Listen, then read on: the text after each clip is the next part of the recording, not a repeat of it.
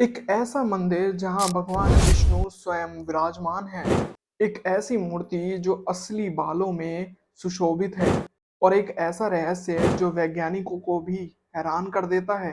प्रतिमा पर हर दिन पसीना क्यों आता है? साथ ही क्या सच में भगवान विष्णु यहाँ कलयुग में उपस्थित हैं?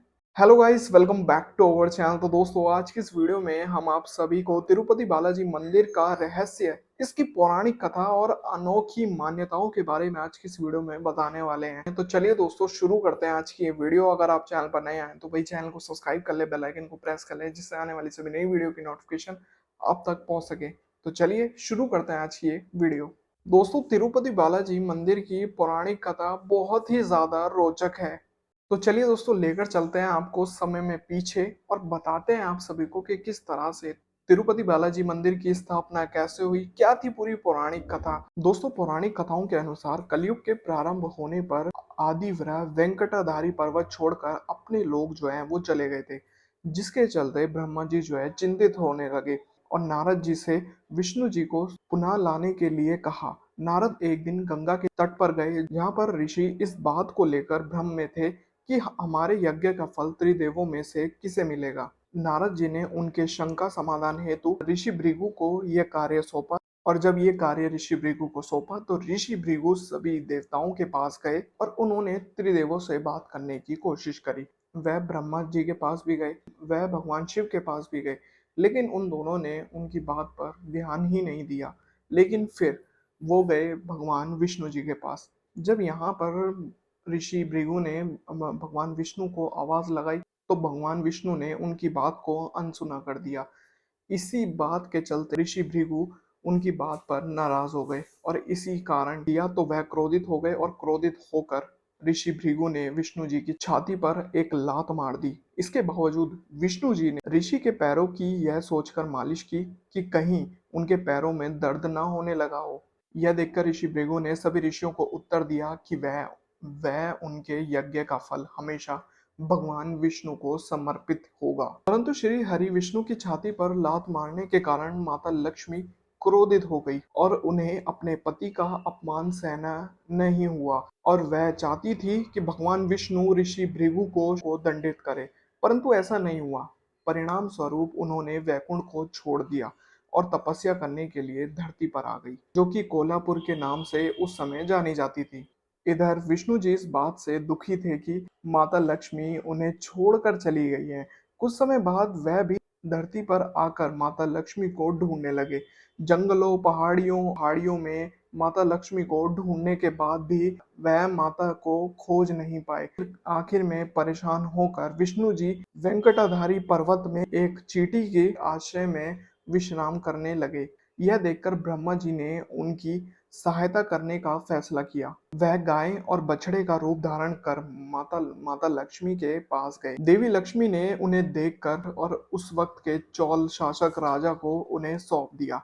राजा ने उसे चरवाहे को सौंप दिया, लेकिन परंतु वह गाय सिर्फ विष्णु जी के रूप यानी कि श्रीनिवास को ही दूध देती थी, जिस कारण चरवाहे ने उस गाय को मारने का प्रयास किया। तब आकर श्रीनिवास ने चरवाहे पर हमला करके गाय को बचाया और क्रोधित होकर उन्होंने चौल के राजा को एक राक्षस के रूप में जन्म लेने को श्राप दे दिया।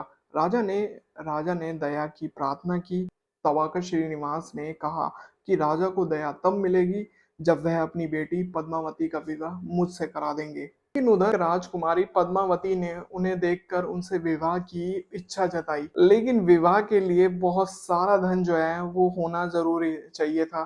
तब यहाँ पर श्रीनिवास जी ने कुबेर देवता से कर्ज लिया और यह वचन दिया कि वह कलयुग में भक्तों के माध्यम से इस कर्ज को चुकाएंगे। यही कारण है कि तिरुपति बालाजी में हर दिन करोड़ों रुपए का चढ़ावा चढ़ाया जाता है। लेकिन दोस्तों, तिरुपति बालाजी की प्रतिमा से जुड़े कई ऐसे रहस्य हैं जो कि भक्तों को आश्चर्य में डाल देते हैं। भक्तों को ऐसा लगता है कि मूर्ति रियल में जीवित है, मूर्ति जीवित लगती है।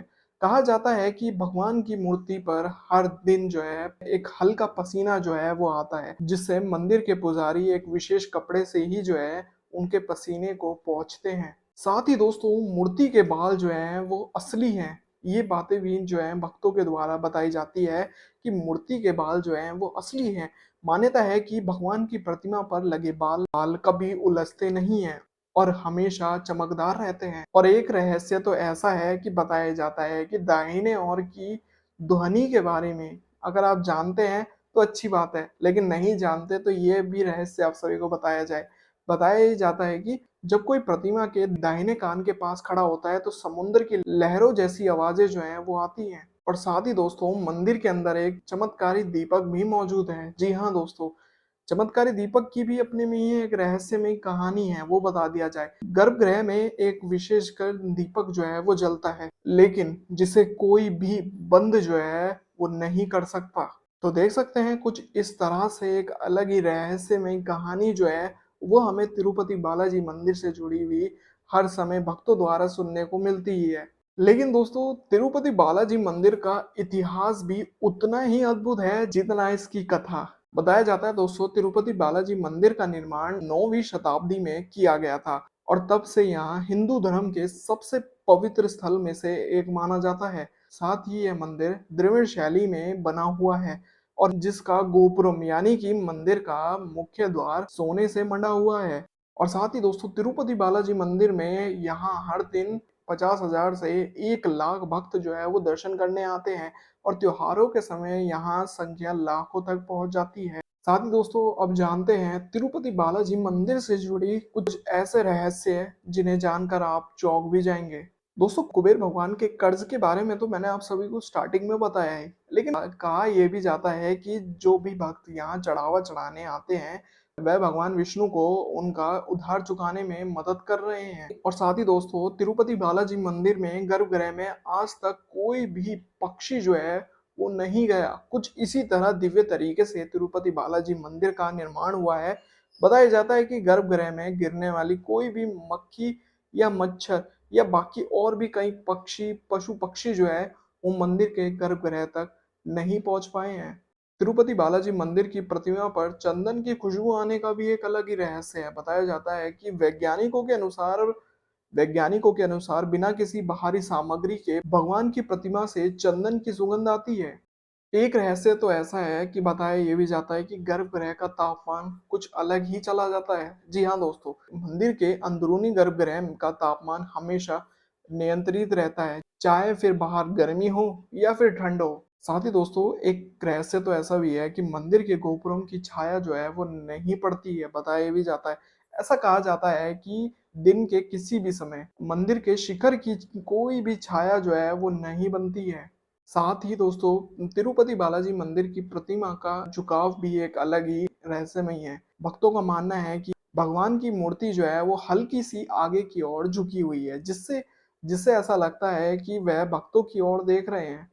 साथ ही दोस्तों भगवान के चरणों पर शंख और चक्र का निशान भी जो है एक अलग ही रहस्यमय है। जब भी दोस्तों प्रतिमा का अभिषेक किया जाता है तो भगवान के चरणों पर शंख और चक्र के स्पष्ट निशान जो है वो नजर आते हैं। साथ ही दोस्तों आज के समय में किस तरह से तिरुपति बालाजी मंदिर में यात्रा और दर्शन का सही तरीका है ये आप सभी को बता दिया जाए। अगर आप भी दोस्तों तिरुपति बालाजी मंदिर में दर्शन करना चाहते हैं और साथ ही यहाँ जाने का सही तरीका जानना चाहते हैं तो वो बातें भी आप सभी को बता दिया जाए। साथ ही दोस्तों लड्डू प्रसाद जरूर लें। तिरुपति बालाजी मंदिर का लड्डू प्रसाद दुनिया भर में प्रसिद्ध है। साथ ही दोस्तों अगर आप तिरुपति बालाजी मंदिर दर्शन कर रहे हैं तो सुविधाजनक यात्रा के लिए आप पहले से ही जो है टिकट बुक कर लें, जिससे कि मंदिर में दर्शन के लिए ऑनलाइन टिकट बुक की सुविधा भी जो है वो उपलब्ध है। तो दोस्तों ये थी तिरुपति बालाजी मंदिर की अद्भुत कथा और मंदिर का एक अलग ही रहस्य है। उम्मीद करता हूँ दोस्तों आज की वीडियो आप सभी को पसंद आई होगी। अगर आपको ये वीडियो पसंद आए तो दोस्तों इस वीडियो को लाइक जरूर करें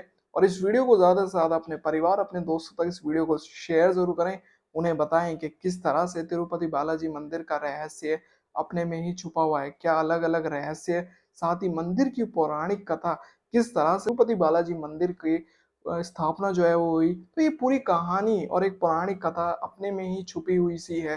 धीरे धीरे करके साथ ही तिरुपति बालाजी मंदिर की प्रतिमा का भी एक अलग ही रहस्य है। तो ये सारी जानकारी अपने परिवार, अपने दोस्तों तक इस वीडियो को शेयर कर बताएँ कि किस तरह से ये रहस्य जो है वो निकल कर सामने आता है भक्तों द्वारा। और साथ ही दोस्तों कमेंट में ज़रूर बताएँ कि क्या आप सभी जो हैं तिरुपति बालाजी मंदिर के दर्शन कर चुके हैं या फिर आप इस वीडियो को देखकर यात्रा करने वाले हैं? और साथ ही दोस्तों अगर आप चैनल पर नए आए हैं तो भाई चैनल को सब्सक्राइब कर लें, बेल आइकन को प्रेस करें जिससे आने वाली सभी नई वीडियो की नोटिफिकेशन आप तक पहुंच सके। तो मिलते हैं दोस्तों ऐसे ही और नई वीडियो में, तब तक के लिए जय हिंद, वंदे मातरम, जय तिरुपति बालाजी।